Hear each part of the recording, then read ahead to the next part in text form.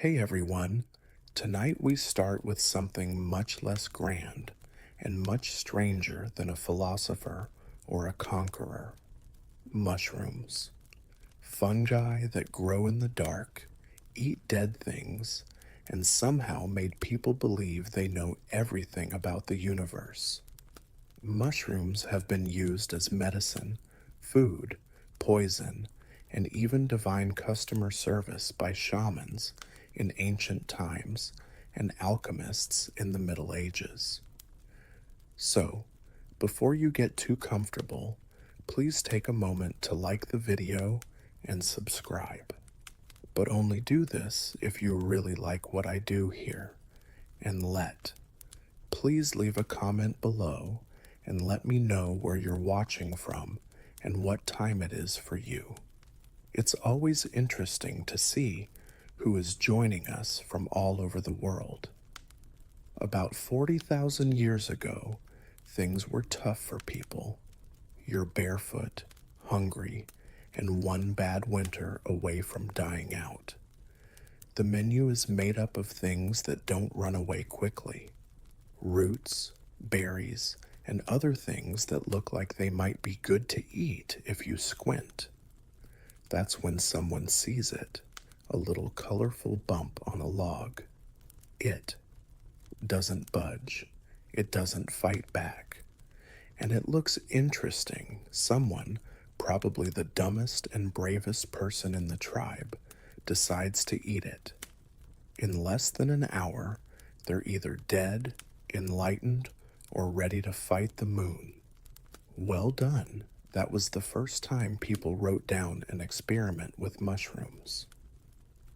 There were no field guides or funny guy puns for early humans. They tried different things, but most of them didn't work. Some mushrooms made people full, others filled up burial mounds. But every now and then, one would send the lucky diner into what scientists now call a hallucinogenic state, and what cavemen probably called talking to the thunder god. Archaeologists have found prehistoric rock art in Spain and Algeria that shows people dancing next to mushroom shapes. Some people say it shows early shamanic ceremonies. Some people say it's just old graffiti made by someone who was very, very high. The proof is clear no matter what. Long before people wrote, they were tripping. Mushrooms weren't fun back then. They were strange. They came out overnight, had no roots, and grew from death and decay, literally sprouting out of rot. People in the past must have thought they were messages from another world. You don't question it if you live in a cave and a glowing fungus shows you cosmic geometry. You begin a faith. Some anthropologists think that mushrooms may have been the first thing that early humans experienced that made them feel spiritual and awed. They didn't build temples or write hymns yet, but they did have a fire and a forest. Something that made them look at the stars like they finally got the joke. So, yes, the first person to eat mushrooms probably did it by accident. But that mistake could have changed everything. The equal birth of curiosity, art, and delusion. Because the oldest story about people isn't about finding fire, it's about what happens right after someone says, "What's the worst that could happen?" Before, it was about the brave fool who ate the first mushroom. Now it is about what happened after everyone realized that the idiot might have been right. A few thousand years later, people are still mostly naked, scared, and very curious. People in prehistoric Spain and Algeria start painting caves. There were not only animals and hunts, but also tall dancing figures surrounded by mushrooms. It's either the first bad trip memorial or the first art gallery. These are the Tatsili mushroom figures, according to archaeologists. They think they are early shamanic rituals, times when tribes mixed hunger, smoke, and psilocybin into something that seemed like religion. When you've been afraid of thunder your whole life, seeing the sky melt all of a sudden feels very deep. These early mushroom users weren't drug users. They were the first people to experiment with their minds without even realizing it. There was no safety gear, no water, no sitter, just a cave full of echoing voices that may or may not have been real. Think about it. The tribe sits around a fire. With wide eyes, the shaman holds up a handful of mushrooms and says, "Tonight we meet the ancestors." Everyone cheers, but 30 minutes later, they're crawling on the floor trying to talk to a rock. Religion is born. Some contemporary researchers posit that these experiences imparted a sense of symbolism to humans, the capacity to conceive deities, spirits, and significance beyond mere survival. In short, mushrooms may have unintentionally come up with myths. One early human might have said, "Bro, what if the stars are just holes in the sky?" And everyone nodding like it's Nobel genius. Not every trip was great, of course. Some people were just unlucky. People lying flat can be seen in the same cave art that shows mushroom dancers. It's likely that they messed up the dose. There was a learning curve to spiritual enlightenment, and most of it involved throwing up. Even so, these psychedelic ceremonies spread all over Africa, Eurasia, and even early Siberia.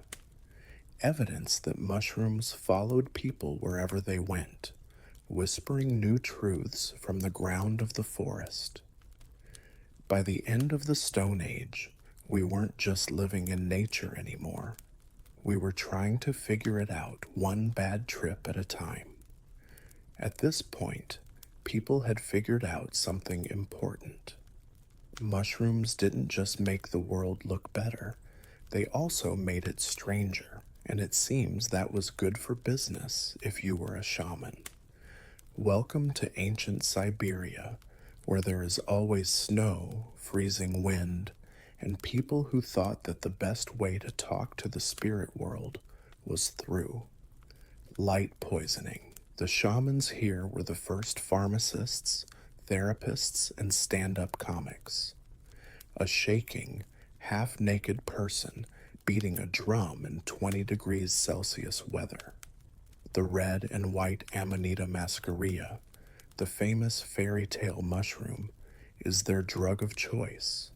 Very colorful, very pretty, and very poisonous. Nature is basically saying yes and no. It made people see things, feel happy, and really want to tell people what the spirits thought of how they acted. It also killed you if you weren't. Be careful. That explains why the job had such a high turnover rate. But Siberian shamans were very resourceful. They saw that reindeer loved eating these mushrooms and didn't die. Instead, the animals happily stumbled around, probably coming up with the idea for Christmas. The shamans took the next step. They could do it too, just like reindeer. Sadly, they couldn't. So they came up with a way around it. They drank the pee of the reindeer. It sounds gross because it is. But the psychoactive compounds went through the animal and were safer to eat. So, yes, the first time someone recycled something was when a man drank reindeer pee to talk to the moon. People are really creative, and there are no limits to it. The rituals that came out of it were amazing. Shamans would go into trances, say they could fly, and talk about meeting with animal spirits or ancestors. People in the village believed them, probably because anyone who was willing to drink urine and scream into the void had earned some respect. These people are crazy, but at least socially, rituals worked. They brought tribes together, made sense of the unexplainable, and gave people hope that someone somewhere knew what was going on. The shaman was a therapist, a priest, and a performance artist all at once, and he had a lot of patience. So, while modern spirituality includes incense and playlists, ancient spirituality was mostly frostbite, hallucinations, and reindeer pee that had been passed down from one person to another. But somehow, those frozen psychonauts came up with the oldest idea in human history. That maybe, just, if you lived through it, maybe you could find the meaning of life in a mushroom. While Siberian shamans were drinking reindeer urine and calling it enlightenment, people in the Americas were forming a much more respectable relationship with mushrooms. In the thick jungles and tall temples of Mesoamerica, mushrooms were more than just food. They were religious. For religious ceremonies, the Maya, Mixtec, and Aztecs all used psychedelic mushrooms. They called them Tyonical, which means the flesh of the gods, is a better name for a marketing campaign than possibly lethal forest sponge. It wasn't fun to eat them. It was a communion. People thought that the mushrooms let them talk to gods, ancestors, and even themselves from time to time. Ceremonies were very detailed. Imagine this. Priests chanted, incense smoke filled the air, torches flickered off stone walls, and a plate of mushrooms was passed around like the strangest dinner party in the world. Soon, everyone saw light snakes and gods coming down from the stars.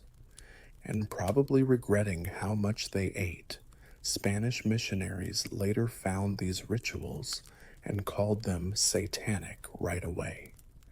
Nothing shows that you understand another culture better than going to a religious ceremony and calling it evil. Reports from the 16th century say that priests ate mushrooms that made them crazy and speak in prophetic language. To be fair, that's what prophecy sounds like when you're sober. But to the Aztecs, these things were true in a divine way. Mushrooms were holy. Bridges, a way to see love and death in one go. Before battle, warriors ate them to see visions of victory, or, more realistically, to stop caring about dying. The nobles used them at parties, mixing pleasure with cosmic meaning. The gods were happy, the stomachs didn't. When the conquistadors got there, they made the practice illegal, burned the temples, and forced people to convert. They thought that ruining the party was the best way to save a soul. The rituals went underground, living on in whispers and secrets. Ceremonies that are still remembered in some parts of Mexico.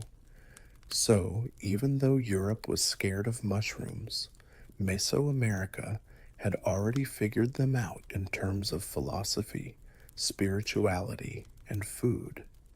They didn't just use mushrooms to get away from reality, they used them to figure it out.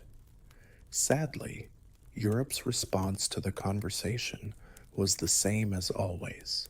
Stop that. It seems like fun.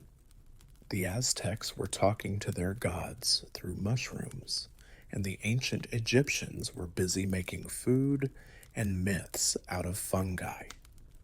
what Egypt did with almost everything. They thought something was divine if it looked strange, glowed in a strange way, or smelled like it came from another world. And mushrooms fit all three of those criteria. The Egyptians said they were the food of eternal life. Pharaohs thought that Osiris sent them as a gift from the afterlife. They grew in the dark, fertile soil of the Nile, which makes sense because nothing says eternal life like something growing out of death. They thought mushrooms were a special treat, only for priests and royalty. People who weren't nobles weren't allowed to eat them. The first time in history that people kept psychedelics from getting to the public. Mushrooms were shown in paintings and papyrus in the hands of gods, high priests, and healers. However, it is strange that no one ever smiled. Mushrooms also made their way into medicine. Egyptian doctors ground them up into picuses to treat inflammation and digestive problems, showing once again that ancient medicine was mostly just rub this on it and pray. They were kept in apothecaries, along with lotus flowers, honey, and other natural remedies that mostly worked by making people feel better. Not everyone thought mushrooms were holy, though. Some people thought they were a great way to fix political problems. When Emperor Claudius died later from a poisoned mushroom, the phrase, the food of the gods, took on a darker meaning for the Romans. Egypt might not have come up with the idea of killing someone with a mushroom, but they would have liked the look of it.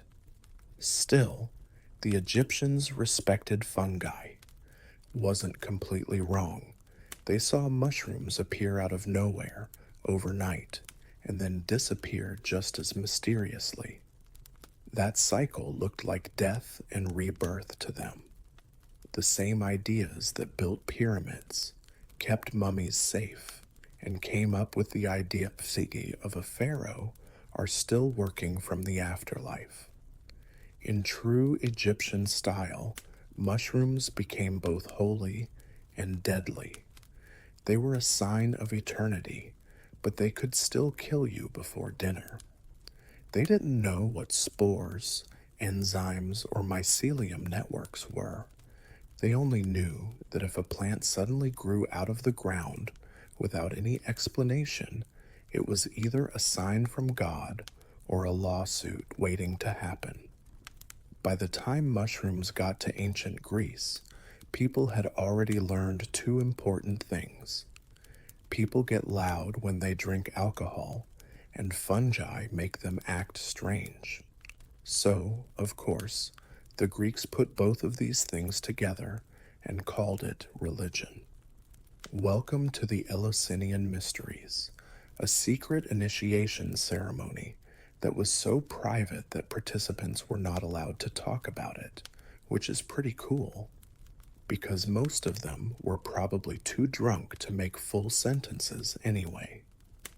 Every year, thousands of Athenians, including philosophers, politicians, and even the occasional drunk playwright, went to Eleusis to drink a drink called kykion that was supposed to make them smarter. It was a barley-based drink that might have had ergot in it. Ergot is a fungus that grows on grain and has the chemical building blocks for LSD. Yes, that's right. It might have started with a moldy smoothie on the way to divine truth. The ritual was partly spiritual, part waking up, part group hallucination. The people who took part in the ceremony didn't eat or drink anything.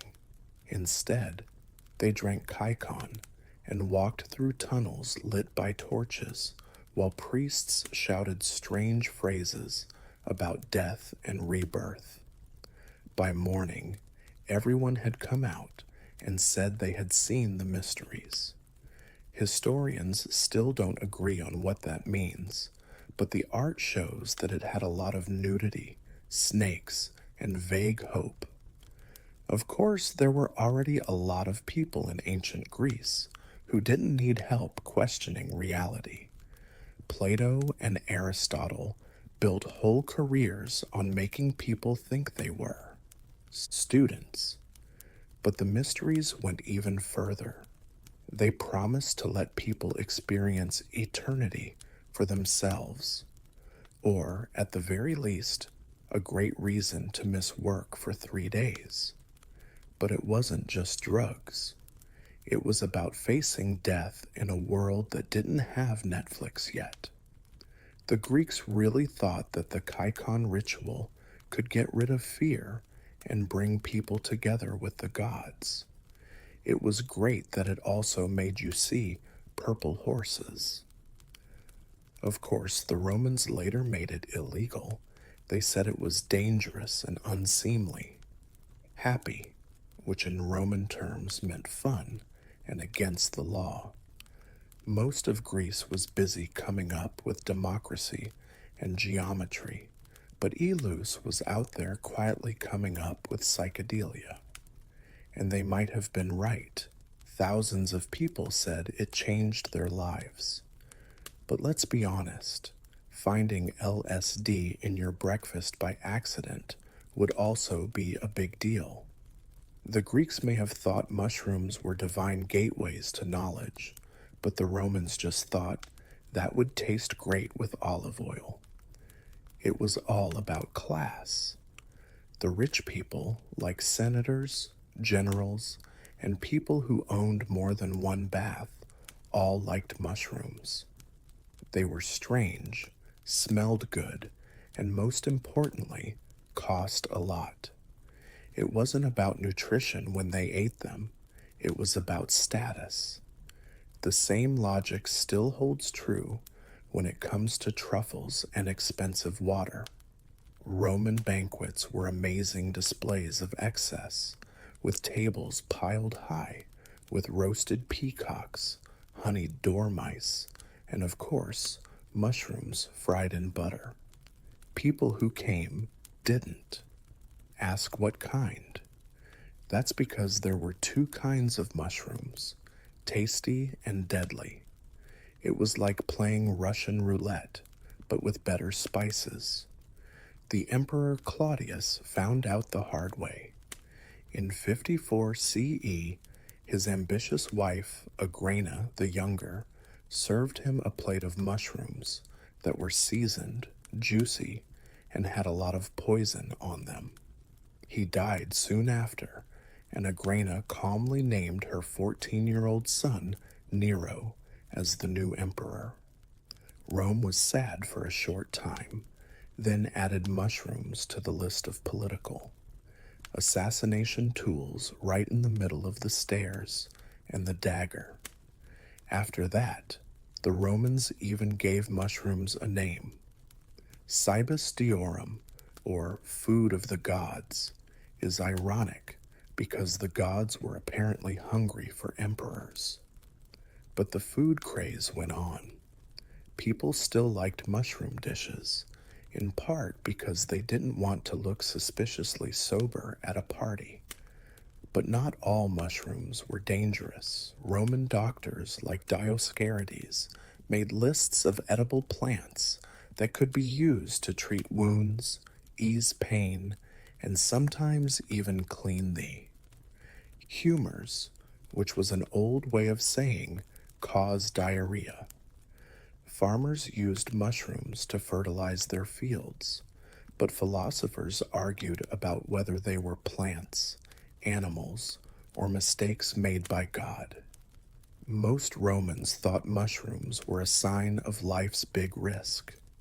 Everything looked great until it didn't. The same could be said for the empire itself. Greece thought mushrooms were messages from the gods, but Rome thought they were just decoration. Unless, of course, you were on Agrena's bad side. Then they were meant to be. When Nero was done tuning his, the lesson was clear Don't lie and set things on fire. Mushrooms may not be bad, but they do seem to know when to show up. While Rome was turning mushrooms into weapons of murder, the ancient Chinese were quietly turning them into medicine. Europe saw a suspicious fungus, but China saw a possible cure, or at least a really good reason not to die. The legendary Emperor Shen Nong, who is said to be the father of herbal medicine, comes into the picture. People said that around 200 BCE, he tried out hundreds of plants himself to find out what worked and what didn't. People say he died doing this, which could be either heroic or the most likely thing to happen in medical history. But before he left, he is said to have found a very rare mushroom called lingji. The mushroom of immortality is another name for it. It didn't really make anyone immortal, but it did make them feel hopeful about the possibility, which is 90% of medicine. In any case, Lingi, who is now known as Rishi, became the gold standard for health in Taoist philosophy. A fungus that helped the spirit, made qi stronger, and gave people more energy. In other words, an ad for a supplement in the ancient world. Artists painted it on scrolls, emperors drank it as tea, and alchemists tried to mix it with mercury, which was a brave and dangerous thing to do. Lingi stood for divine harmony for the wealthy. For the poor, it stood for something they could never afford. At the same time, Japan and Korea were also building their own fungal fan bases. Samurai loved mushrooms, like matsutake, for strength, while healers made psilocybin cousins to help people think clearly, or, more likely, to confuse them with style. Indian Ayurvedic doctors used mushrooms to treat fevers and heal spirits, showing that mushrooms had spread around the world long before fast food did. But China was still the clear leader in mushroom mysticism. The imperial gardens grew them. People who study them wrote about them, and Taoist monks thought about their form while meditating, thinking that they were the perfect balance between life and death. Lovely body. So, while Rome fell apart because of its own greed, China was busy drinking hot fungus water and calling it enlightenment. A long time later, modern science finally proved that Lingyi really does boost the immune system. This means that Emperor Shen Nong's painful career of poisoning himself wasn't all for nothing. In short, the West bailed in emperors with mushrooms. The East used them to unite. While Europe was busy poisoning emperors, and China was drinking tea that promised to make them live forever, the Persian world was more organized, but still just as adventurous when it came to mushrooms. Fungi weren't just mystical symbols or cooking experiments here, they were pieces of information. Around the 11th century, the great polymath Avisa, or Ibn Sina to his friends, wrote about mushrooms in his medical canon. His decision: some were healing, some were deadly, and some were best left to God's understanding. In medieval doctor speak, this means I tried. I regret it.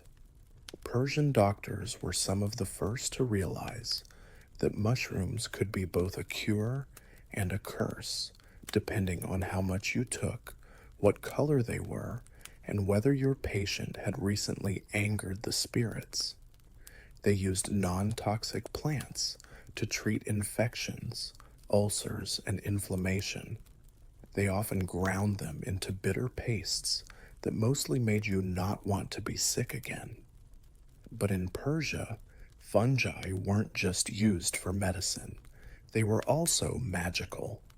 Sufi poets wrote about plants that talk to each other, saying that mushrooms are like living metaphors for God's revelation. Picture a 12th century mystic looking at a toadstool and saying, "Look, the universe is hidden in decay." Then picture his apprentice trying to act like that made sense.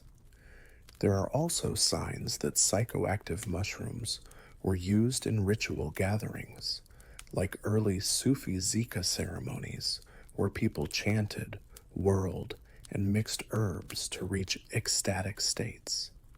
Whether those herbs had mushrooms in them or just a really strong mint is still up for debate.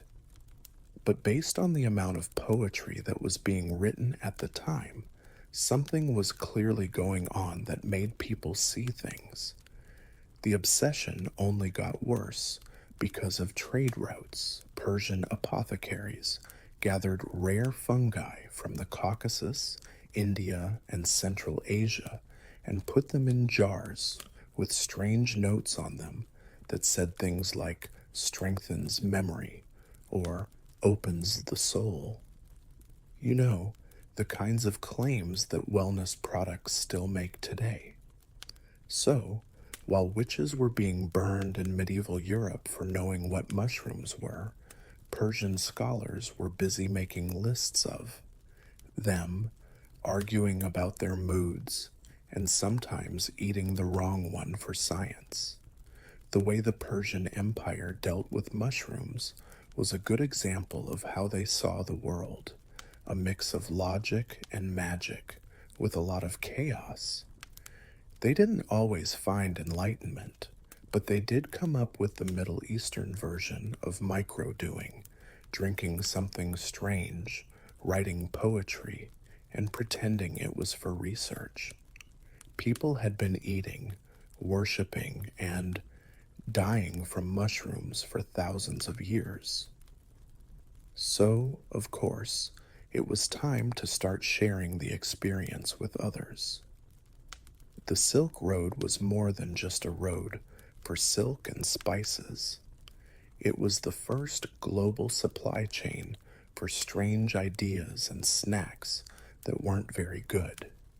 Caravans left China with silk and dried lingzhi, and Persian traders packed medicinal mushrooms in jars labeled health tonic, which probably meant good luck. When they got to the Mediterranean, no one knew what they were selling anymore, but everyone acted like they understood because it looked expensive. Merchants, monks, and travelers who thought that anything that grew overnight and glowed in the dark must be worth sharing brought mushrooms into this huge cultural exchange. The outcome was a trade in spores that no one managed and that everyone got wrong. In India, mushrooms were a natural part of Ayurvedic medicine and could cure everything from sadness to an imbalance in the spirit. They were ground up in Persia to make love potions and truth elixirs. In China, they remained the herbalism VIPs, serving imperial teas that promised eternal youth, still better than what the nobles in Europe were drinking. Some fungi got bad names that they didn't want along the way. The red and white Amanita muscaria, which was already popular in Siberia, made its way south, where it inspired stories of talking animals and flying carpets. Historians now think that some of the first storytellers were hallucinating, which makes a lot of sense when you think about flying carpets. At the same time, the Mongols and Turk tribes took mushrooms for stamina, dried them, smoked them, and packed them for long trips. It didn't make them live forever, but it did make charging into battle at US 40 degrees seem a little less bad. Each civilization put its own spin on things. Some people made mushrooms into holy gifts, while others made them into snacks. Some people thought they were messages from God, while others thought they were tests for the stomach. But one thing stayed true across thousands of miles. Nobody really knew what mushrooms were, but they couldn't stop eating them. So, by the time Europe finally remembered trade, the East had been sending out spores of knowledge for hundreds of years. The Silk Road was now officially fungal. Back then, globalization smelled like spices, sweat, and mushrooms that looked a little suspicious.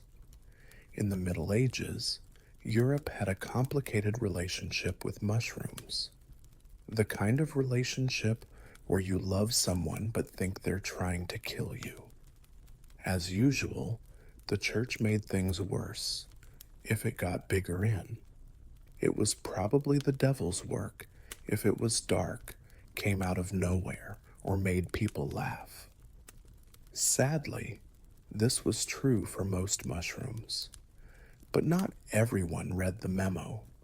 Monks were quietly turning mushrooms into food and medicine deep inside monasteries. These guys were the first scientists in Europe. They were always curious, a little bored, and desperate to find new things to ferment. They made beer, kept track of herbs, and when no one was watching, they tried out mushrooms like they did in medieval times. To a monk in the 12th century, mushrooms worked miracles. They grew quickly, didn't need to be plowed, and didn't mind praying. Monasteries grew them in wet cellars and behind abbey walls, supposedly to heal people. In other words, Brother Matthew had a headache and wanted to eat soup made with mushrooms that were not allowed. Some fungi were good for your health. Some of the Polyorus species were ground up and used as salves to heal wounds, while others were mixed into tonics to help people who were too sad. Please stop crying during medieval times. Vespers. And even though no one said it out loud, it was said that some monasteries near the Alps had a few special mushrooms set aside for spiritual visions. They called it divine contemplation. People called it tripping in a robe. The irony was so strong that it could be spread on bread. The church said that hallucinogens were tools of the devil, but its most holy men were writing about them in illuminated manuscripts with titles like Fungus Mirabilis. It was either religious hypocrisy or really smart marketing. At the same time, peasants kept picking mushrooms without feeling bad or asking for permission. It wasn't mysticism for them. It was time for dinner. It didn't matter to them if it was holy or cursed.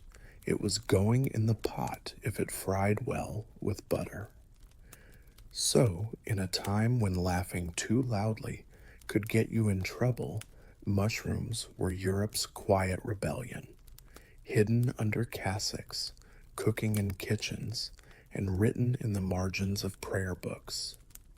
There were still a few monks around, even in the time of faith and fire, who thought that you could find enlightenment not only in the Bible, but also in a damp basement with bad lighting and questionable hygiene. Monks thought mushrooms were quiet miracles, but the church thought they were something much worse. Tools used by witches, demons, and women who asked too many questions. People thought that anything that made them act strangely was a deal with the devil by the 14th century. And because mushrooms were known for making people laugh, Confused and naked in fields, they were a perfect match. This was the best time for paranoia, when all of Europe agreed that women with gardens were dangerous. People were very worried about the so called witches' ointments. People say they had herbs in them, like belladonna, henbane, and yes, Amanita muscaria, the red and white mushroom that could make you think your broomstick could fly. People said that witches rubbed these potions on their skin to fly to the Sabbath. They were probably lying naked in a shed, high as the stratosphere, and talking about it with a lot of excitement. At the same time, ergot fungus, the same grain mold that inspired the Greek chichon, made unexpected comebacks all over Europe. Villages that were hit by ergotism, which was called Saint Anoni's fire, saw people hallucinating, having convulsions, and going crazy as a group. This was proof of demonic activity to the church. It was proof to modern medicine that rye doesn't last long. Nobody knew that at the time, of course. People in whole communities blamed the women in their area for the strange things their neighbors did. 1.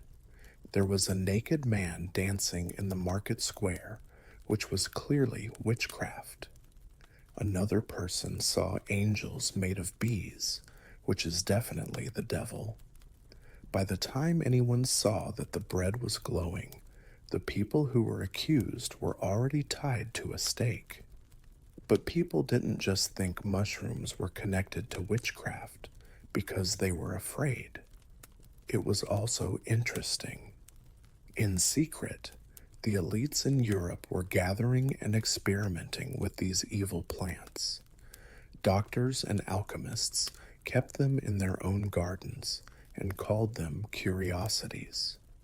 Nothing is more hypocritical than banning something in public and then snorting it in private.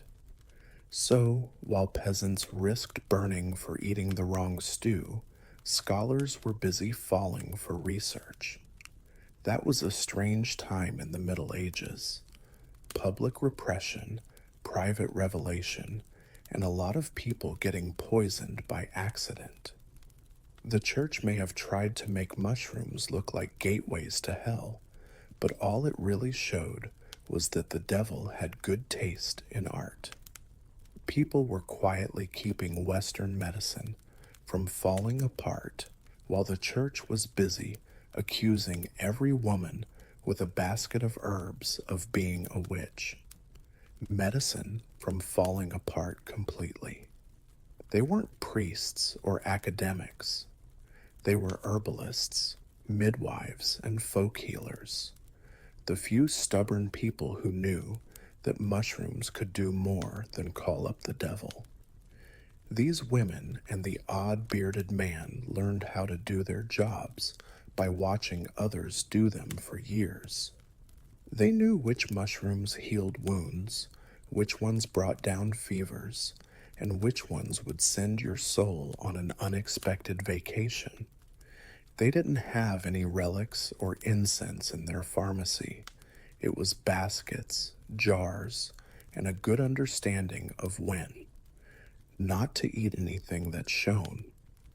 Take Polyurus isalus, which was used in Europe to treat infections long before antibiotics were invented.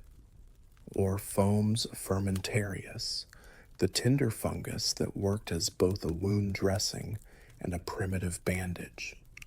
These women knew that the forest floor could save a life faster than any priest could with a prayer book. But the church thought that kind of skill looked a lot like magic. The witch hunts started then. There were wise women in every village, and every inquisitor had a quote. If you could do. You were accused of consorting with demons if you took a tonic that worked. If you didn't do well, you were just bad at your job. Someone got hurt either way. The 15th century was like a long, very bad Yelp review for healthcare in the Middle Ages. But whispers kept knowledge alive. People secretly passed on recipes, often by pretending they were instructions for cooking. Add a pinch of nightshade to 3 cups of boiling milk. It wasn't breakfast, it was a code. Some monasteries even hired women to heal people in secret because miracles were easier to understand when someone else did the work. Even though they were persecuted, these healers had an impact on the first medical schools. Their cures, like mushrooms, herbs, and tinctures, were written down in books. The funny thing is that the same people who criticized them later published their recipes under their own names.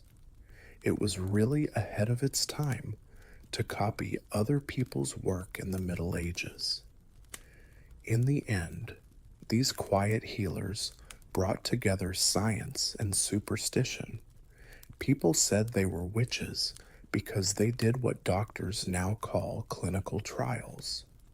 So while inquisitors yelled about sin, midwives kept delivering babies, healers kept healing wounds, and the mushrooms just kept growing. By the time the Renaissance came around, Europe had at least started to become more intellectually sober. After hundreds of years of killing people who knew what fungus was, people decided that maybe knowledge wasn't evil after all. The printing press was spreading ideas faster than the plague, and people were interested in new things again. Mushrooms, which had been seen as evil, were slowly backing off into the spotlight, but not with villagers screaming along with it. Naturalists started to make very detailed lists of the natural world. In his herbal compendiums, 16th century Italian doctor Pier Andrea Mattioli talked about many different kinds of mushrooms. His scientific method mostly consisted of poking them and writing probably edible.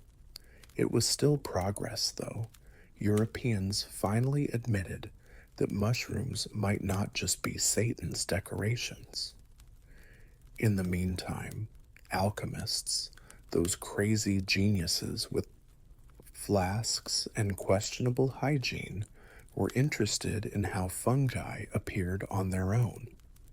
They thought they were proof of spontaneous generation, nature's way of saying that life just happens.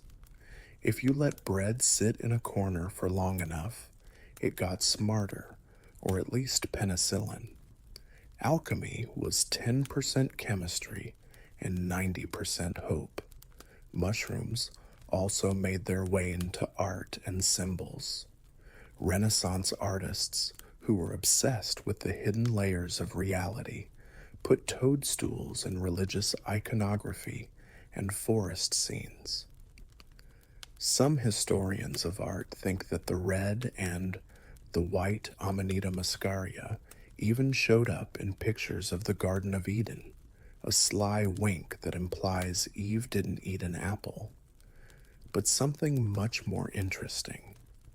In the courts, rich people kept cabinets full of seashells, fossils, and dried mushrooms as curiosities. It was like an unboxing video on YouTube, but with more Latin.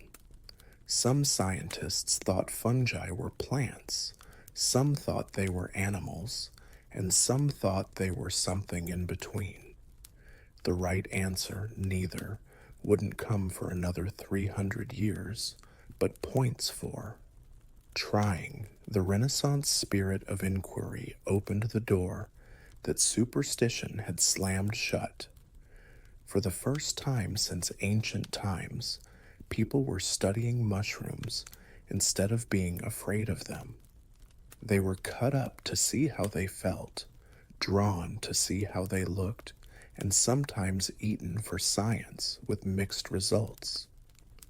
In short, people had rediscovered their curiosity and quickly started poisoning themselves again, but this time with better lighting and perspective. The Renaissance made mushrooms a part of the intellectual world. It wasn't quite, more like cautious interest than respect.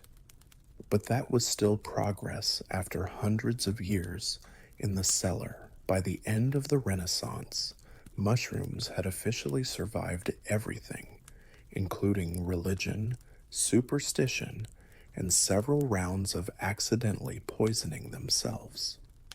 People had been calling them food, medicine, miracles, and weapons of murder for thousands of years, and the mushrooms just kept coming back.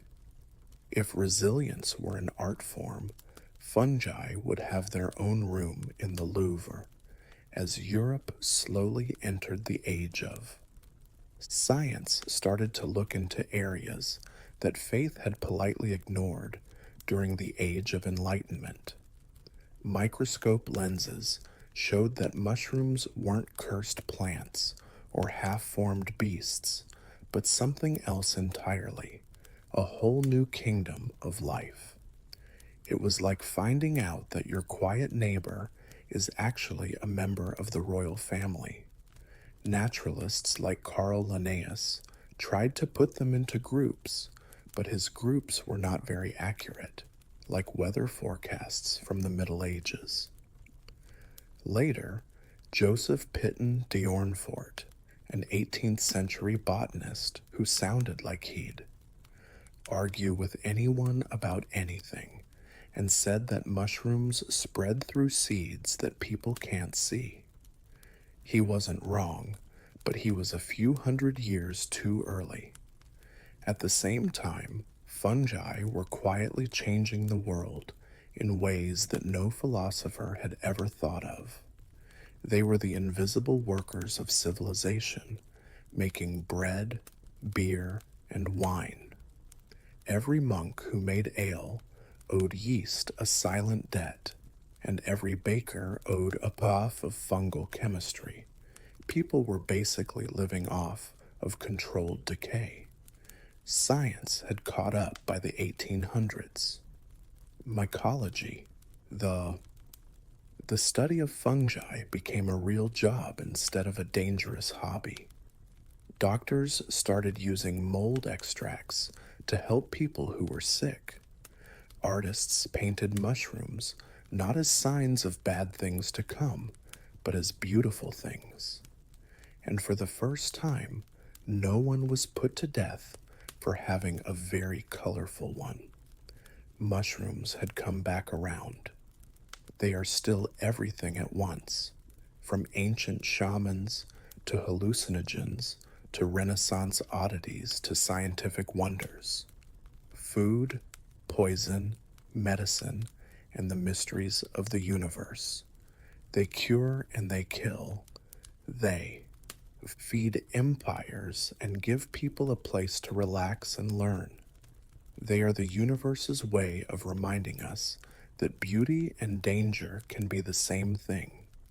So, when did people start eating mushrooms? A long time ago. We didn't find mushrooms until long after gods and long after anyone could spell psychedelic. They found us, and ever since, they've been quietly whispering from the forest floor, reminding people that the best ideas often come from a bad snack and a bad choice. Zenobia was a queen before she was a queen, a child of the desert, born from stone that had been burned by the sun and silk that had been blown by the wind. She was born in the caravan city of Palmyra around 240 CE and grew up in an empire full of contradictions. Palmyra was not a normal Roman province. It was a place where East and West met, where Greek marble met Arabian incense and Latin orders rang out in temples of Babylonian gods. Zenobia learned how to balance worlds in that strange harmony long before she ever ruled one. Her family said they were related to Cleopatra, and Zenobia seemed determined to live up to that story. She got an education as a girl that few men her age could match. She could speak Greek, Aramaic, Coptic, and Latin, and she could switch between them as easily as she could change her mood. When she wasn't reading Plato or Egyptian chronicles, she was riding through the desert on horseback with a bow in one hand and a hawk in the other. Her teachers said she had good qualities, like Roman courage, but her heart belonged to the sands of the East. The caravans brought Palmyra money that ran through the Silk Road. Young Zenobia often watched from the city gates as merchants from Persia, India, and even China brought jewels, spices, and silk.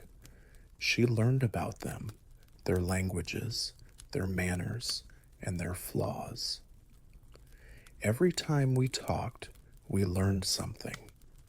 Every gift of incense or gold reminded me that trade routes and treaties, not swords, are where power often hides. People noticed Zenobia's beauty even when she was young. Olive skin, dark eyes, and a voice that could sound like music, and in charge. But her charm was never her real weapon.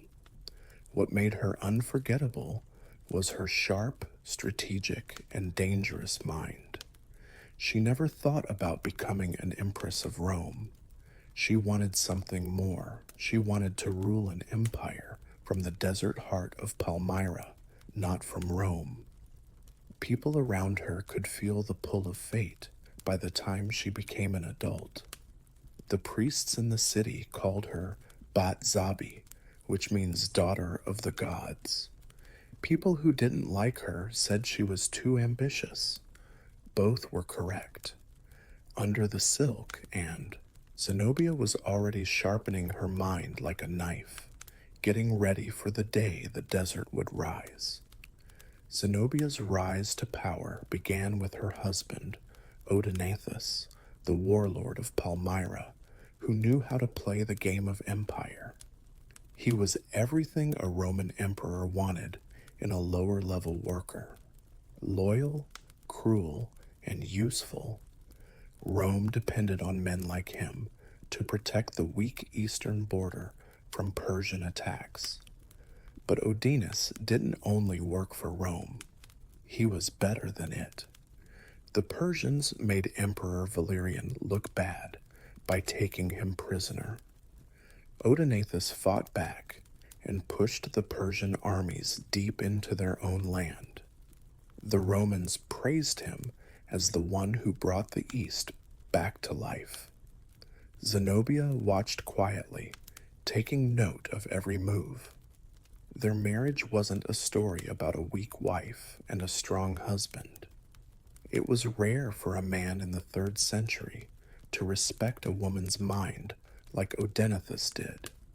She was on his councils, helped him plan his moves, and wrote letters to Roman governors for him. He led armies, but she led respect. They ruled together. Palmyra was a city-state in an empire, and it was hard to stay loyal while also wanting to get ahead. But empires are very jealous. Rome put up with Odaenathus as long as he fought their wars. People started to say that he might make himself emperor of the East as soon as he became too successful. Odenas and his oldest son were killed in 267 CE after a successful campaign. No one ever showed who told them to do it. Some people think it was a Roman plan. Some people blame a family member who is jealous of royalty. Some people even say that Zenobia herself was involved in it, but there is no proof left. This is what we know for sure. She didn't cry for long. Balathus gave the throne of Palmyra to her young son, and Zenobia, as his regent, took over. Rome wanted a queen who would do what they said. They got a planner wrapped in silk. She wore black in the morning, but there was iron under the veil. She made the army better, made the caravan trade more secure, and formed alliances with tribes in the desert. Couriers started to notice that every choice in Palmyra now had her name on it. 2. She sent polite letters to the Romans saying she was loyal. She quietly told her generals to get ready for growth. The widow of Odenathus was done being the second in command. By the early 200s, the desert had lost its general but gained its queen. Palmyra was no longer just a city of merchants in the 60s and 70s. It was an empire in every way but name. Zenobia ruled from her marble palace like a woman who had a vision. Her court was made up of Greek philosophers, Persian nobles, Arab warriors, and Egyptian priests. It was like a council that mirrored the cultural kaleidoscope of her kingdom. She spoke to each one in their own language, switching languages in the middle of a sentence, which left foreign diplomats speechless and confused.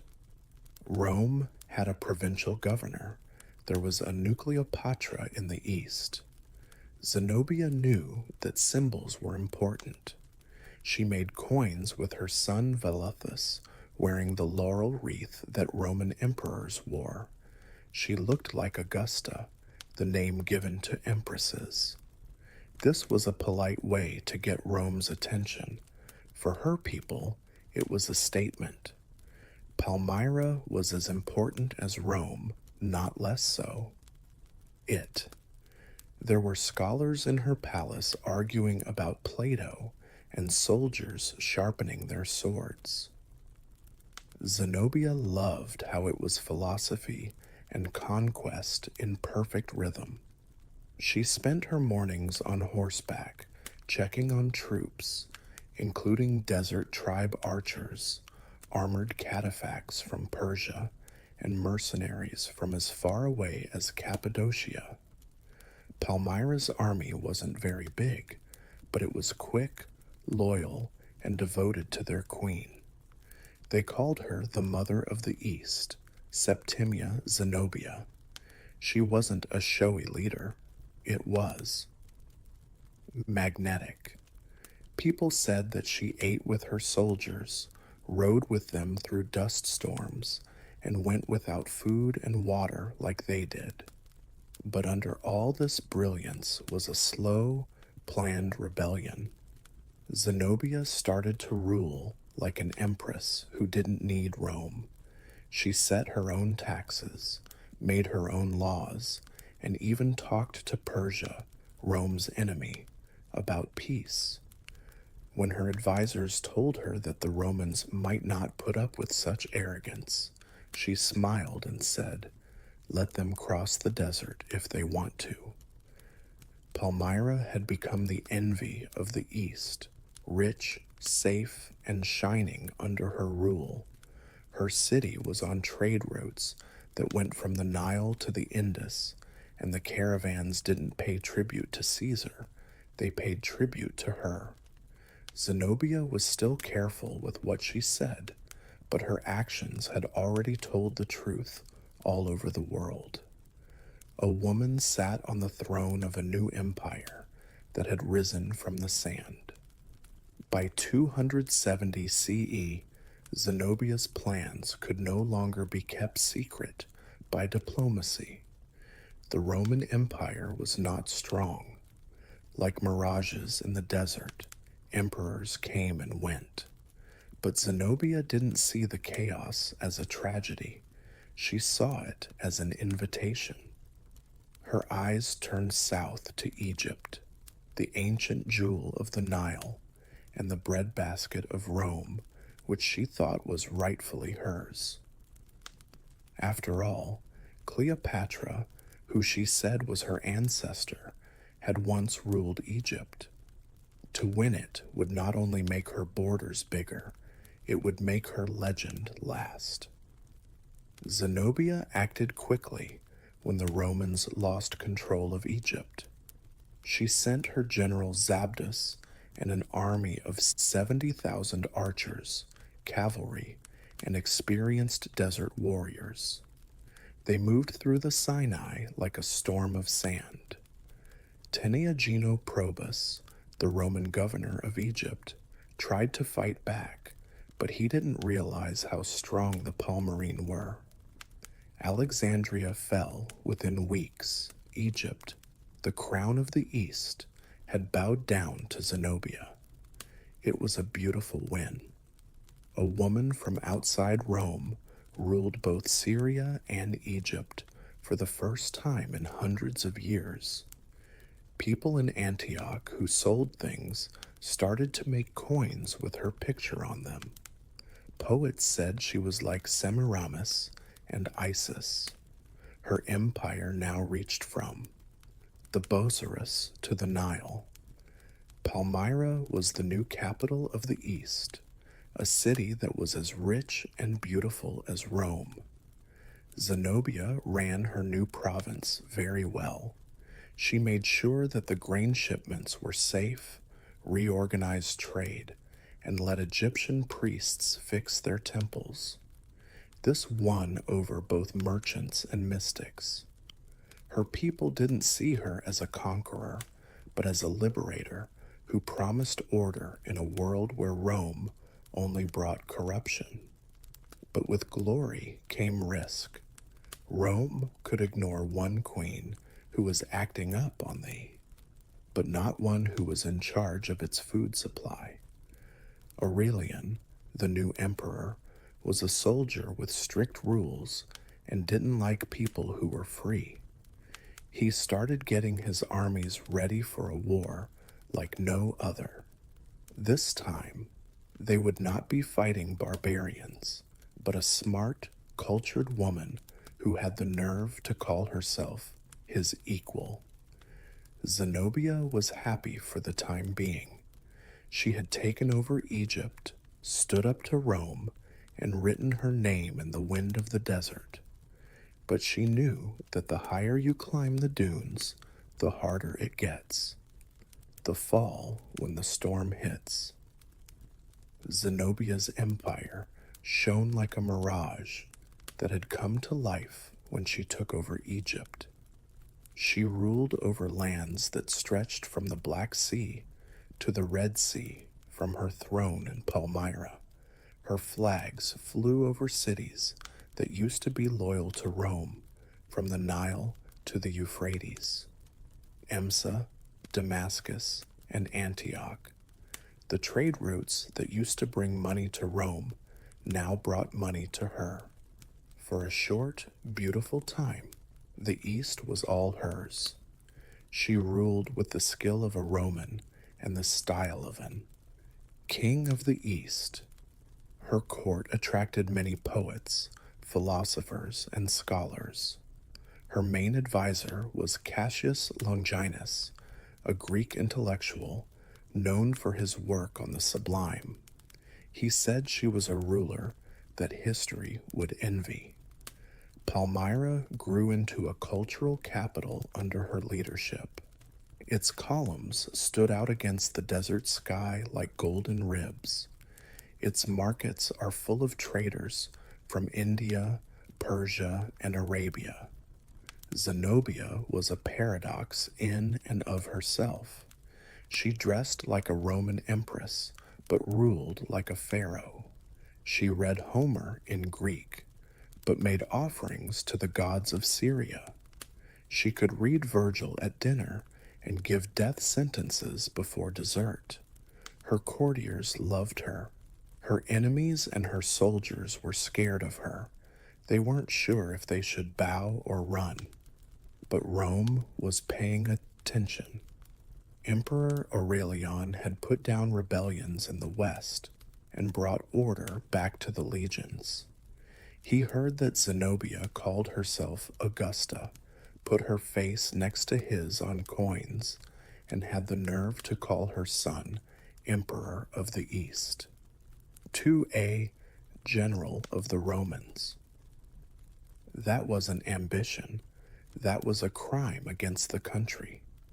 Zenobia, on the other hand, stood her ground. She knew the eastern sands better than any Roman. She strengthened the walls of the city, stored up grain, and made friends with nomadic tribes. She promised her people that they would be free from the corruption of Rome. She told her enemies that they would be punished quickly.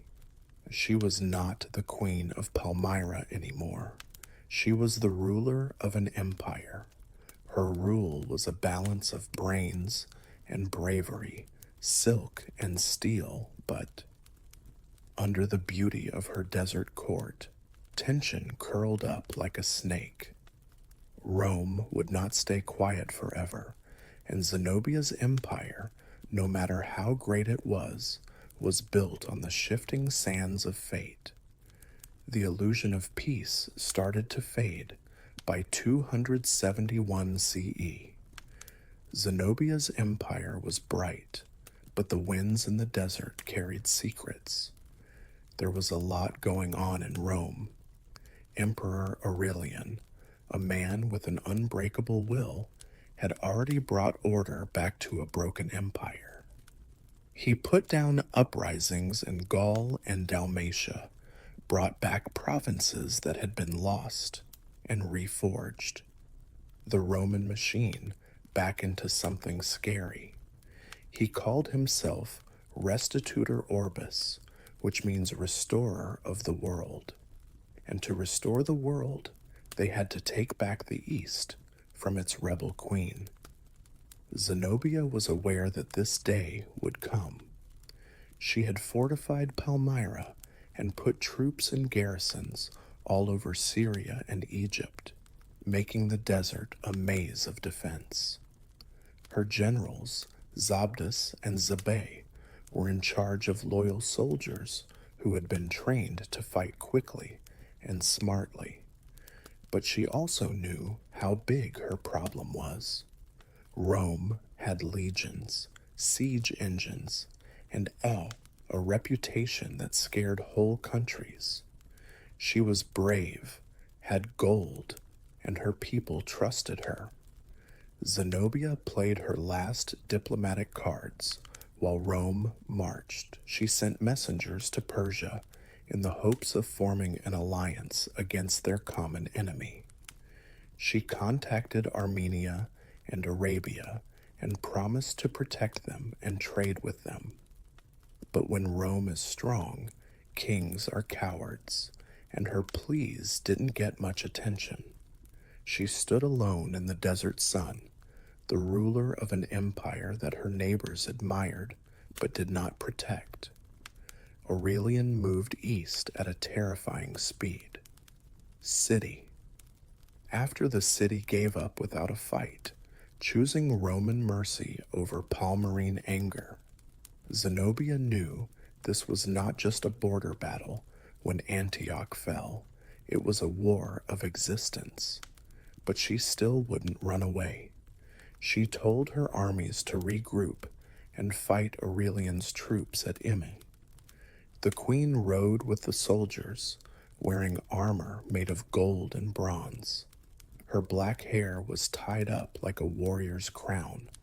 She was more than just a leader to the soldiers. She was a sign that even Rome could bleed. But Aurelian wasn't the type to. Don't think less of a woman. He watched her every move, guessed where she would set traps, and got ready to attack when she least expected it. The desert would soon see a fight like no other, Rome's iron will against Palmyra's burning pride. Zenobia had the guts to build an empire. She would need it to stay alive now. The fight happened in 272 CE near the city of Emi, when the sky was full of desert heat. Zenobia's army, proud and experienced, faced Aurelian's disciplined legions, with the queen's flags flying, like fire against the Roman eagle. At first, luck seemed to be on her side. Her cavalry, those fierce cataphracts dressed in shiny bronze, crashed into the Roman lines with deadly accuracy. Melian's soldiers were confused. The desert shook as hooves and steel hit it. For a moment, it seemed like Palmyra might really be able to go against the empire that ruled the world. But Aurelian was smart. He pretended to run away, a classic Roman trick, to draw Zenobia's cavalry out into the open plains. Under the heavily armored Palmians started to slow down in the punishing sun because their horses were thirsty. Then Aurelian hit. His new troops came in from the sides and surrounded the tired riders. What started out as a win turned into a loss. After everything was said and done, Zenobia's troops were defeated. Roman boots stomped on her banners. The queen, however, did not give up. She went back to Ema, where she gathered survivors and refused to give up. From there, she went even further back to Palmyra, her desert fortress and her heart, her sign. She got ready for a siege behind the city's huge walls that would test her will and the faith of her people. At first, people in Palmyra were very happy. Zenobia walked the walls every day to cheer on her troops and tell them that the gods favored the East. Just being there was enough to change fear into defiance. Chroniclers say she came with the strength of a man and the beauty of a goddess. Outside of those walls, though, the horizon was on fire. Aurelian's armies surrounded the city, cutting off its water and food supplies. And business, the desert that had once been her best friend, was now her prison. Weeks turned into months. Palmyra's will was tested by hunger and thirst. Zenobia still wouldn't give in. She said it was better to die as a queen than to live as a slave. Her generals told the Persians about one last escape across the Euphrates. Zenobia made her choice as night fell over the city that was falling apart. She would not wait to be caught behind stone walls. The Queen of the East would ride into the dark again, chasing the last of. Hope was gone from her empire. Zenobia left Palmyra at night on a fast camel, her jewels hidden under rough desert robes. She rode east toward the Euphrates with a small group of people, hoping to get into Persian territory before Aurelian could close the net. The wind in the desert howled around her like a group of ghosts. People who used to call her queen were soldiers, lovers, and merchants. Every mile she rode was a risk, and every breath was a prayer. If she could get to Persia, she might be able to get help and come back in glory. But fate is cruel, just like the desert. The scouts from Aurelian were faster. They saw her group by the river as the sun came up. The Roman cavalry charged across the plain, their armor shining in the sun like blades of light. Zenobia pushed her camel forward, desperate to get to the other side, but she was too tired to do so. Her horse stumbled in the shallow water, and Roman hands took the reins. The warrior queen of Palmyra, the woman who had fought against Rome, was captured alive. When the news got to Palmyra, the city's spirit broke. Her generals gave up, her soldiers put down their weapons, and Aurelian was let in through the gates. The conqueror didn't come in as a destroyer, but as a grim winner. He admired Zenobia and respected her bravery even as he showed off her defeat.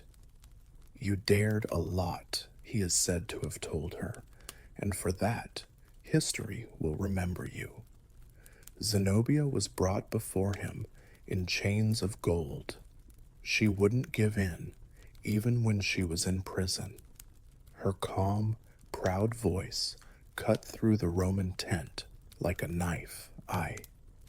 She said she fought for the freedom of my people. Would you have done less? Aurelian didn't say anything. He didn't have to. Victory had already happened. Palmyra was punished, but it wasn't gone. Thieves stole from its temples and took its money, but its memory lived on.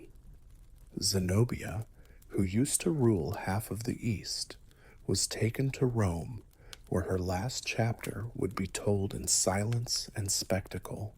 The desert winds that blew through her ruined city carried whispers of her defiance, of a queen who rose higher than anyone could have imagined. Not because they were weak, but because they were too brave. The empire had taken back its lands, but the story of Zenobia had already won over time. When Zenobia got to Rome, she was no longer a queen. She was a prisoner. Even though she was in chains, she still got attention. People lined the streets to see the woman who had the guts to compete with the Caesars. The city went wild with joy on the day of Aurelian's victory.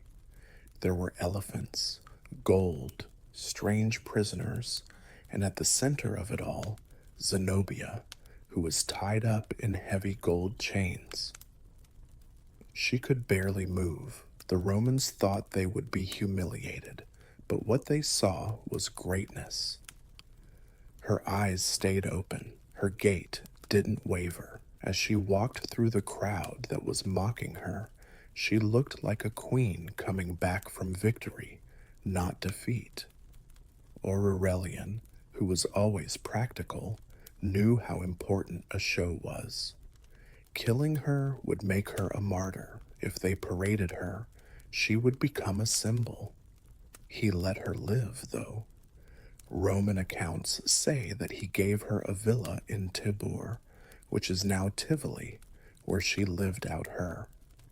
For the rest of her life, she lived in comfort, surrounded by gardens and philosophy.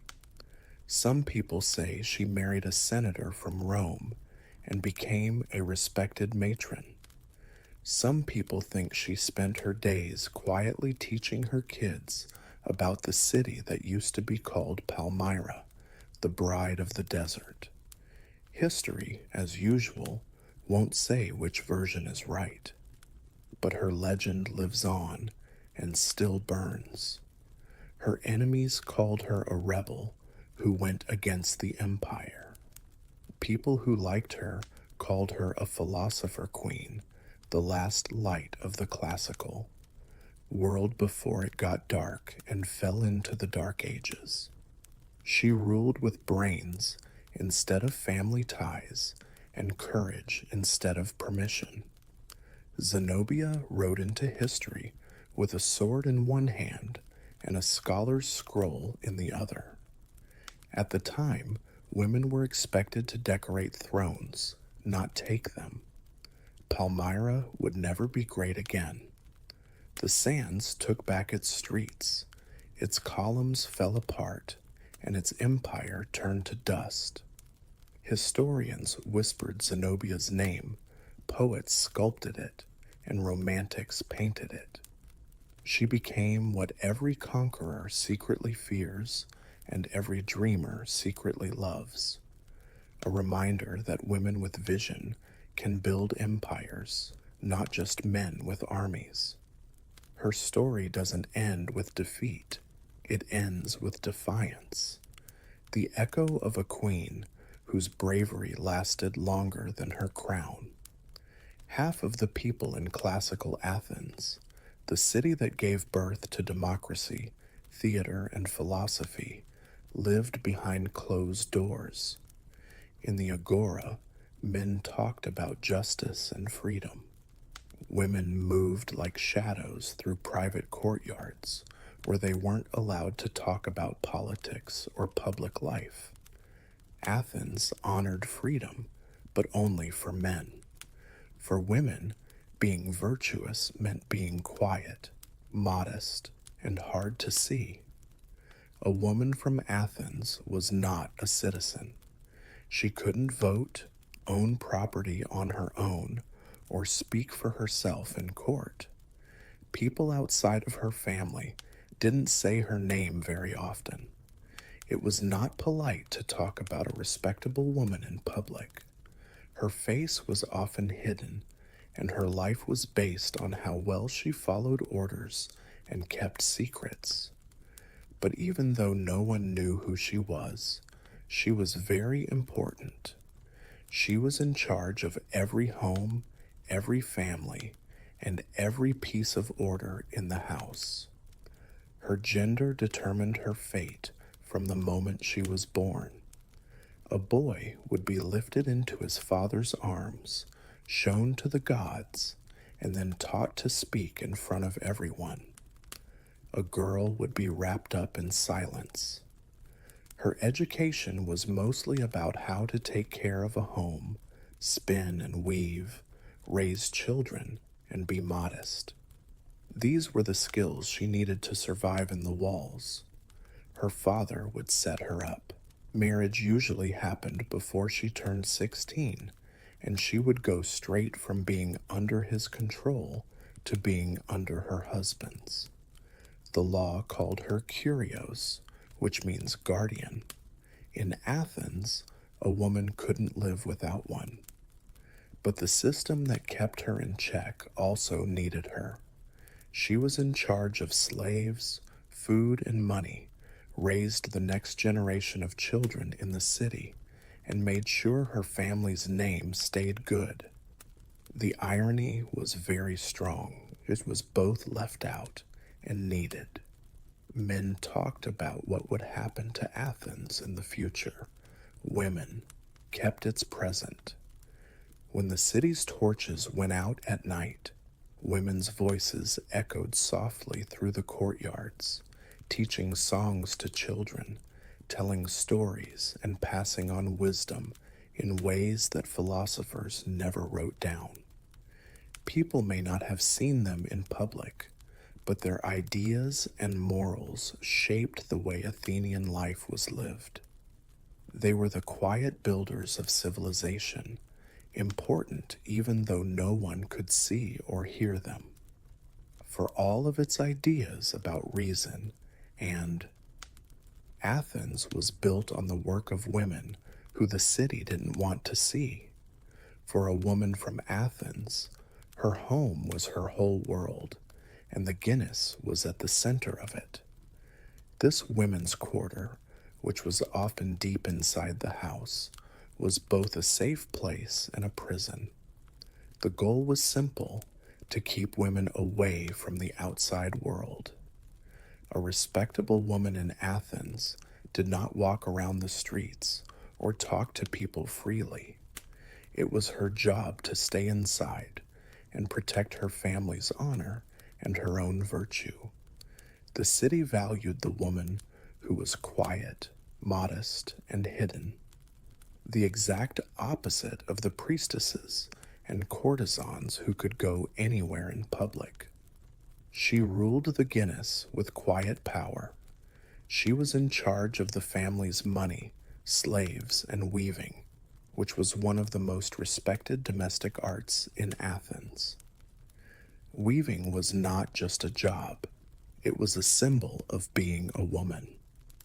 To spin thread and make sense of chaos was like what Athena, the goddess of wisdom and weaving, did. Women linked their household work to this skill. something holy. But this world of order was also lonely. Family members and servants were the only people who came to see the woman on a regular basis. Festivals were rare chances to get away from it all, like the Thesmophoria, a women's only celebration of fertility in honor of Deita. For 3 days every year, wives would get together outside the house to laugh, eat, and do secret rituals that men couldn't see. It was a mix of religious devotion and rebellion, a short taste of freedom before going back to prison. Marriage made her stronger. Enclosure. When a bride moved into her husband's house, she became the mistress of the us, or household. However, her power ended at the door. If she went past it without permission, people would talk about her and her reputation could suffer. When her husband had guests over, she was expected to stay out of sight and let servants speak for her. But inside those walls, she was a strict and skilled leader who made sure that slaves worked hard, planned meals, and kept the family's money safe. Every thread she wove, every coin she saved, and every child she raised had her hidden power. She was limited in the world. She was the queen of her own home. The Guinness was both her prison and her kingdom. Love didn't play a role in marriage in Athens. It was a deal, an alliance meant to protect the family's honor and make sure there were legitimate heirs. A father would give his daughter, who was usually no older than 14 or 15, to a man who was twice her age. The man was supposed to protect and carry on the family line. The woman's job was to have kids and take care of the house. If there was any romantic love, it was only for poets. In the real world, marriage was a trade of property, a dowry for respectability, and fertility for social stability. The doughy that families worked out was a woman's silent partner. It was her link to the union and her contribution to it. If the marriage ended, the husband had to give it back, not out of kindness, but to keep her father's honor. Home. In Athens, reputation was like money, and a woman's actions had a direct effect on the men who owned her, including her father, husband, and sons. One scandal could ruin generations. The wife of an Athenian man was expected to be loyal, modest, and private. Her virtue, chastity, and worth were all in her public absence. Her husband, on the other hand, was not held back in any way. He could host courtesans, go to Hatri, have educated friends, and go to parties with music, wine, and flirting. But if his wife said anything at all, if she spoke freely to another man, her reputation could be ruined. There was no mistake about the double standard. It was the way control was set up. Being a mother was the most important thing about her. Having a son solidified her status in the family and the community. If a woman didn't have children, she could be thrown away, replaced by another bride, or sent to live in quiet obscurity. Her job was both important and dangerous. She gave birth to citizens, but was not allowed to be one herself. Still, women made their mark in this system. Power that isn't obvious. A smart wife could take care of her husband's estate, help him make decisions, and plan for her children's futures.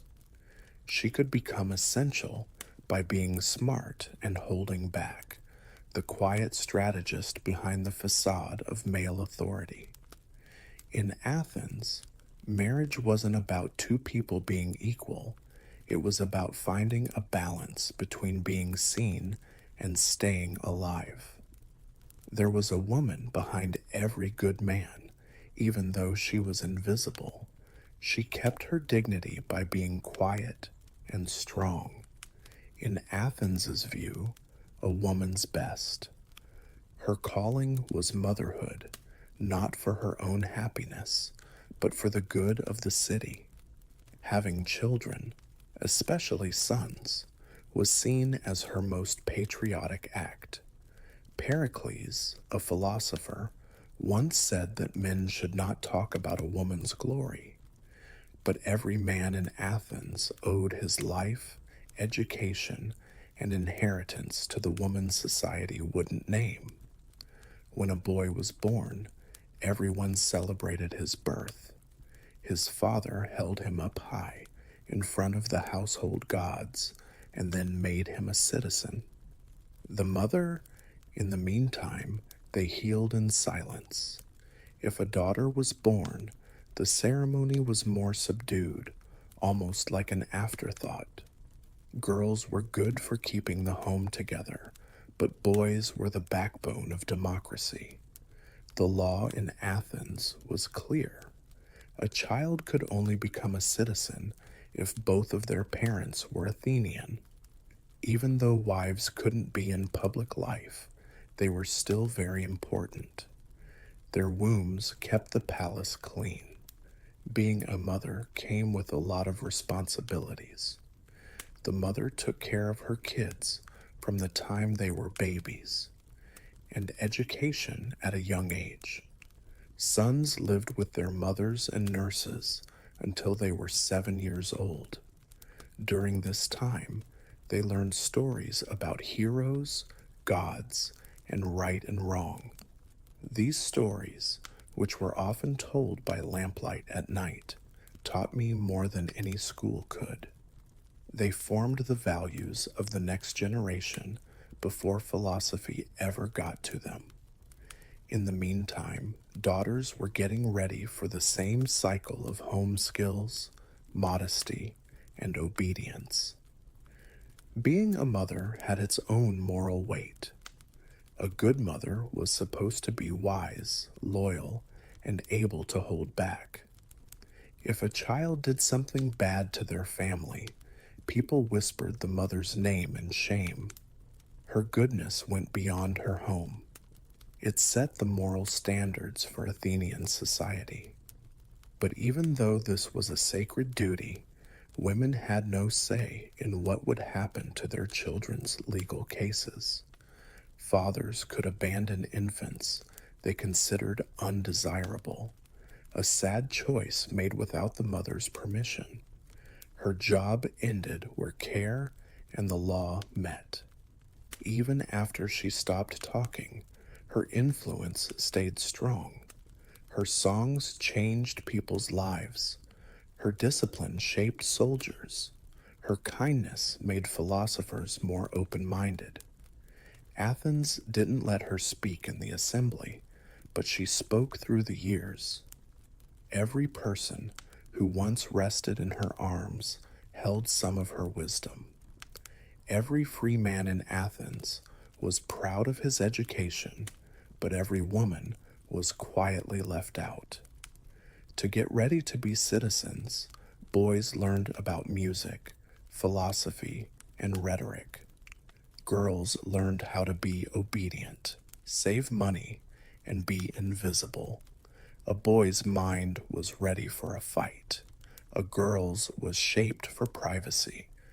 People thought it was unnecessary or even dangerous to teach a woman. Knowledge, after all, led to freedom, and freedom was something that no Athenian woman could afford. The girl learned at home first.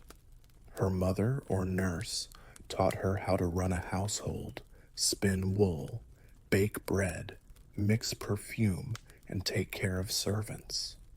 She learned how to keep track of her money, how to make her food last longer, and how to move around her own house without making noise. The loom was her school book, and the spindle was her diploma. Even stories, myths, and songs were changed.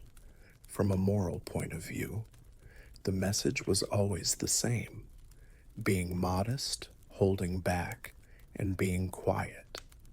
Of course, there were a few rare exceptions. Families that were rich or strange enough to send their daughters to school. These women could read the epics, quote the poets, and even write letters. However, their intelligence was meant to stay private, like a quiet decoration for their virtue. A woman who was too smart or spoke her mind could be made fun of or suspected. The Greeks thought Athena, the goddess of wisdom, was great, but they would never accept a mortal woman who acted like her. Boys, on the other hand, went to public schools, had tutors, and talked about philosophy in the aurora. They learned how to lead, make laws, and argue. Being able to speak well was important for Athenian democracy, but half of the people who lived there were purposely kept silent. This separation was not due to unintentional ignorance. It was the policy. Order was kept by silence. The high-class courtesans who entertained men at symposia were ironically the most educated women, not the wives of citizens. These women read poetry, philosophy, and politics so they could get men to think. They were not part of the group, but they were in groups that good wives were not allowed to join. It was the most cruel of contradictions. Athens was afraid of smart women, but they paid them a lot of money to talk. In a city that made people crazy, women hid their brains like stolen goods. Women taught their own lessons through whispers, songs, and bedtime stories, the quiet wisdom that no philosopher could silence. Athenian women were not allowed to take part in politics, but found power in the holy world of the gods, where men were afraid to go. Religion gave them a rare stage where their voices, movements, and rituals changed the spiritual rhythm of the city.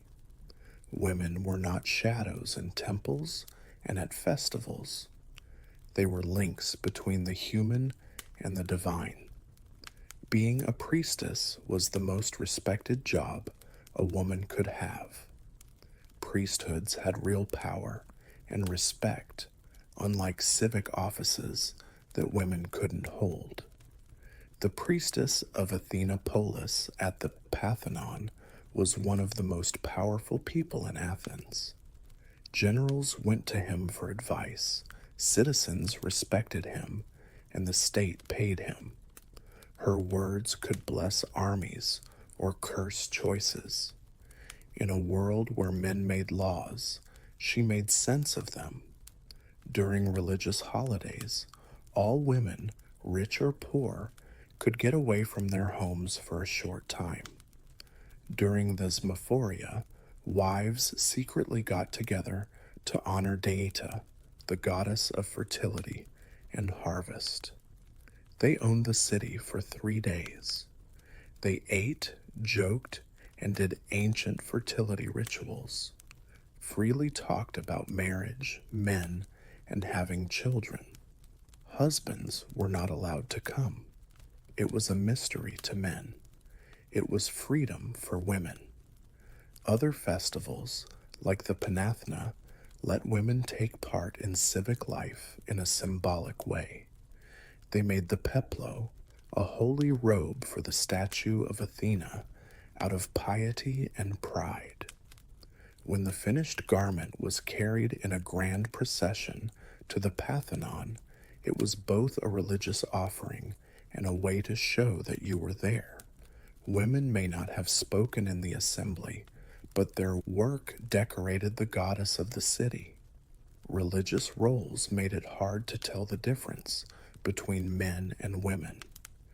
A woman who couldn't go into the agora could go into a temple. She might not have argued about laws, but she could read omens, lead rituals, and talk to the gods. In this holy space, thus, women had a kind of invisible power that came from their faith, not from force or law. Religion was their way out in a society that kept them down. Behind veils and incense smoke, Athenian women said they had a kind of dignity that even the philosophers couldn't figure it out. The ability to stand in front of the gods as equals.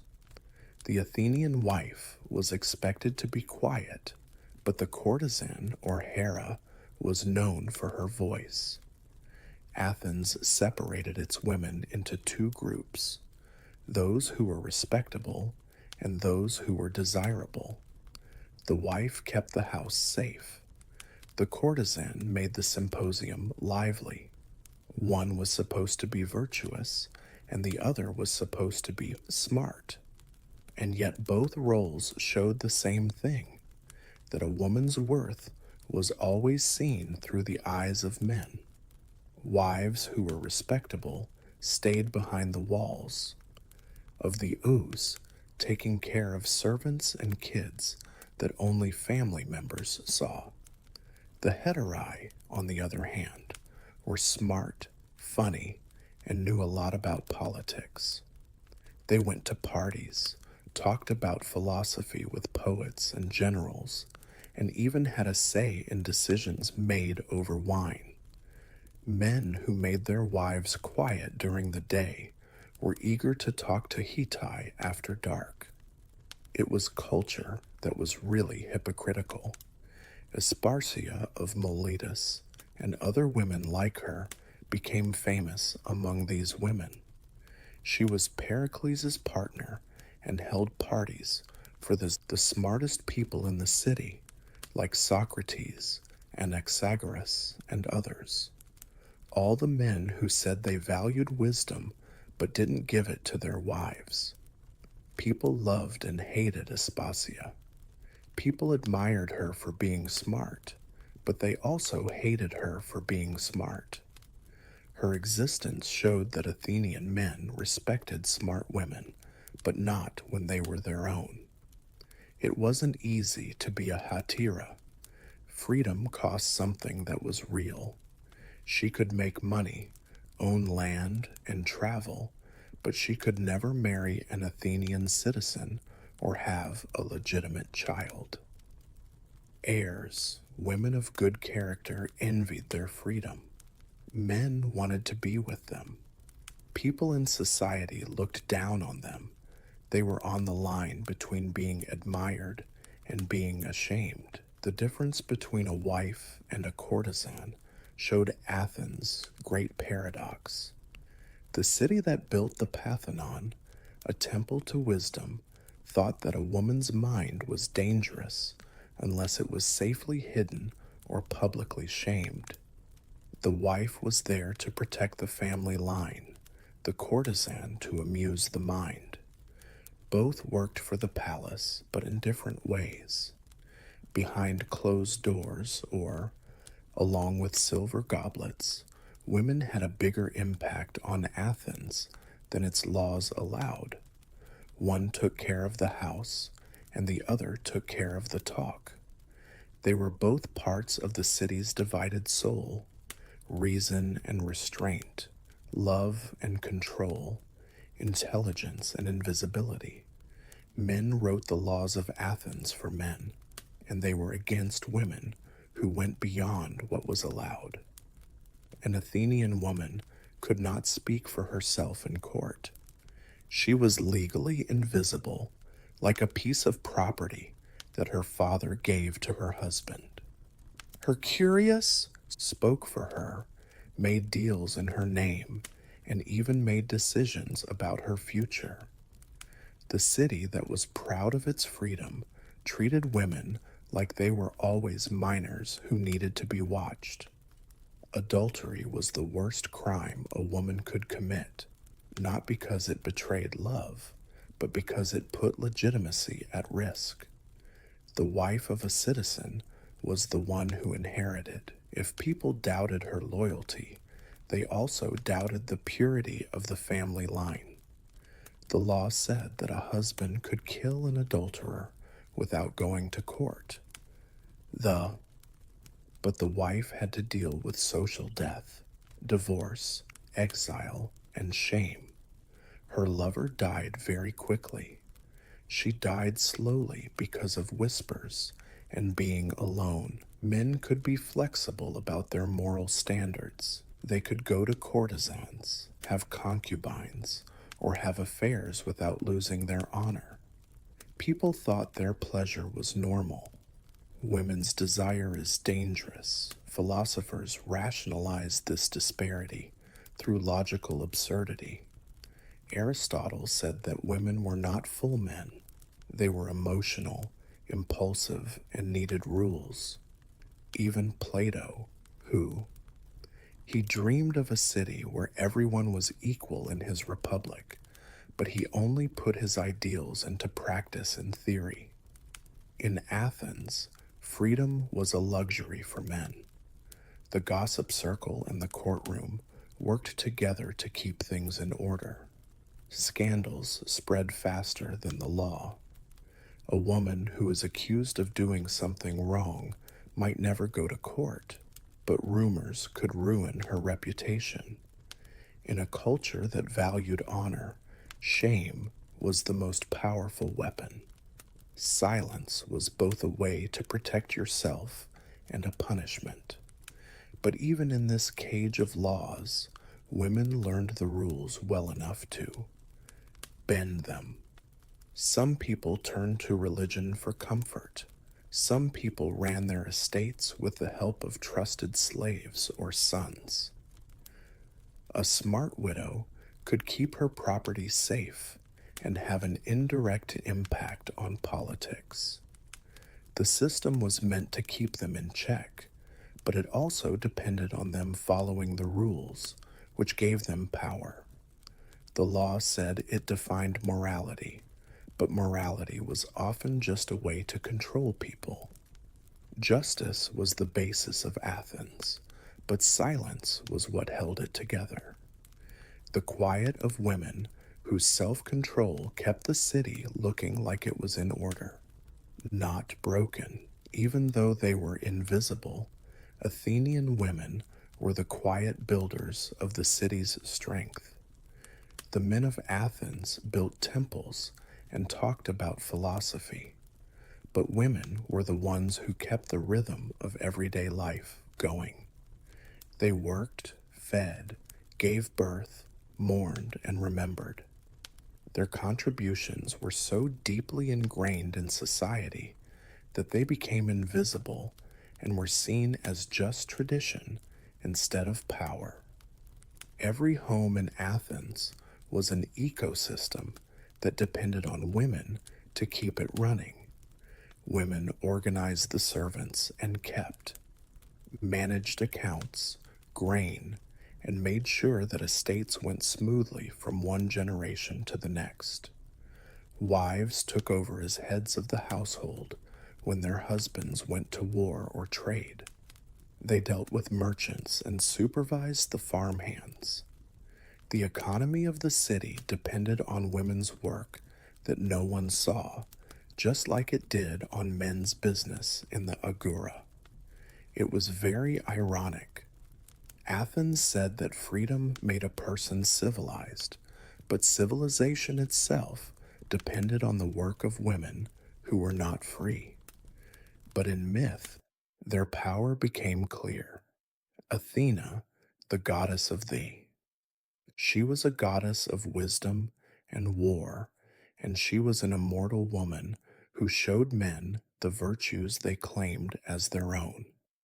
Women like Penelope, who ruled her household with cunning patience, and Antigone, who stood up to unfair law, were literary examples of how tough Athenian women were in real life.